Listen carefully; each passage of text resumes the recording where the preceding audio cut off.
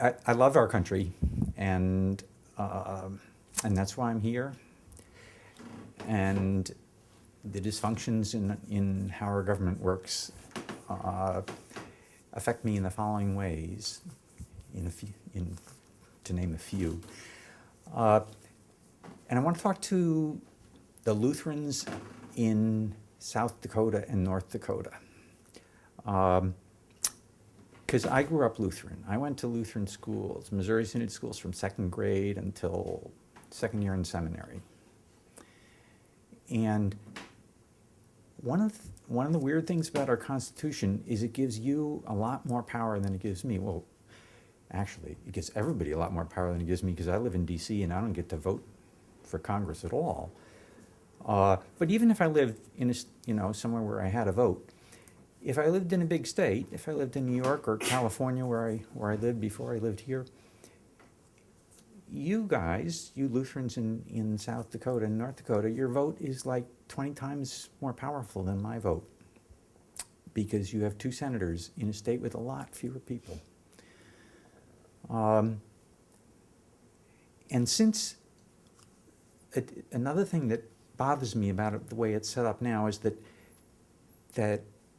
the small states tend to be the red states, and so we have lots of policies that get set by the politicians from the smaller, the redder states, and when you add it all up, it turns out that a lot of money is coming from the big blue states and going to the little red states. It's like the government's acting like a big funnel and taking the money from the big states and the blue states and giving it to you in the small states and the red states. And I'm hoping, I don't see that as fair, and I'm hoping you don't see that as fair, and that you'd be willing to try to figure out some way to change that and make it more equal. Another big problem with the way things are going now is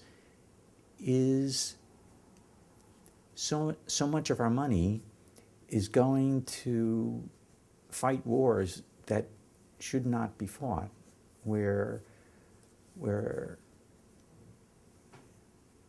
thousands of people are suffering and dying, and it's not helping us. It's certainly not helping them. It's making our country look bad. It's making people want to bomb us, and that's something I'm hoping we can work together to change. And I don't think, I think there's a good chance that you don't like that either. One of the things we need to do is occupy Wall Street and D.C.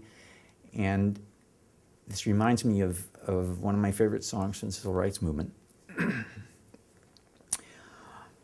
And I normally play this with guitar, but let me just try to wing it a cappella. The time was 1960, the place the USA. That February 1st became a history-making day. From Greensboro across the land, the news spread far and wide. That quietly and bravely youth took a giant stride.